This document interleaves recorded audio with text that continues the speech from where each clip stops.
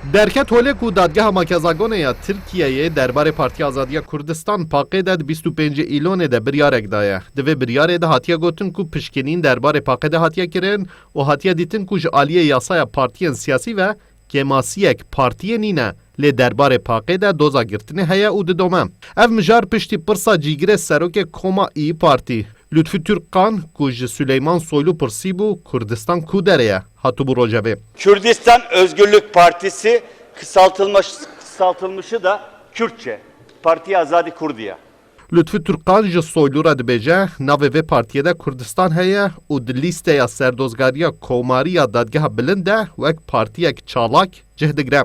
Berdevke Partiya Azadiya Kurdistan Hanîfî Turan banga xwedî lêderketina navê Kurdistanê dike û dibêje bila aliyên Tirk êdî mafê rewayê Kurdan binasin û balê dikeşe ku helwesta İYİ Partî konjonktürel e. îro Tirkiye ji ber ku berbi hilbijartinan diva diçe ew rexê Tifaka Millet ê ku hinkî berbi netewperestên Tirka em bêjin temsîl dikin wek İYİ Partiyê ew vê carê ji bo ku AKP û MHP têxin rewşek li gora xwe rewşek nebaş îcar vê êrişê tînin bi ser navê Kurdistanê.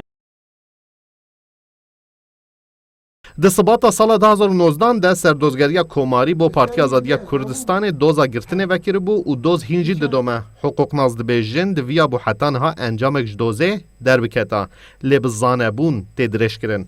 Akademîsyenê Zankoya Dicle'ye Hiqûqnaz Vahab Coşkun balê dikeşe ku peymanên navneteweyî yên ji aliyê Tirkiyeyê ve hatine emzekirin rê nadin ku bi vî awayî partî werin girtin. Hem gora kanuni Türkiye hem jî gora peymane Avrupa partiye siyasi li welatekî sistemekî hebe dijî vî sistemê karin alternatif bînin ziman. Mesela li Türkiye sistemekî üniter heyî partîkî siyasî karı sistema federasyonê bixwaze karı sistema otonomiyê biparêzî ya jî karı serxebûnê doza serxebûnê bike. Li vira krîterê herî mühim ew ki wexta di van faaliyeta xwe ve ya jî di vî doza xwe di Paris'e gerek tevlî şiddeti nebe de Makazagona Türkiye hala nodede de eğer kanuni Türkiye o kanuni Avrupa vi peymane lehevdu tenakuz çe binav veravande vi çağı vi kanuni navnetevi gerek be hesap kırın.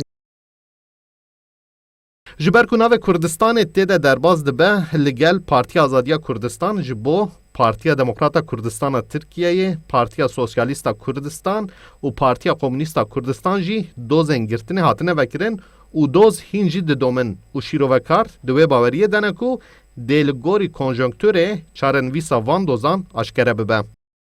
Mahir Yüksel, Kurdistan 24, Diyarbakır.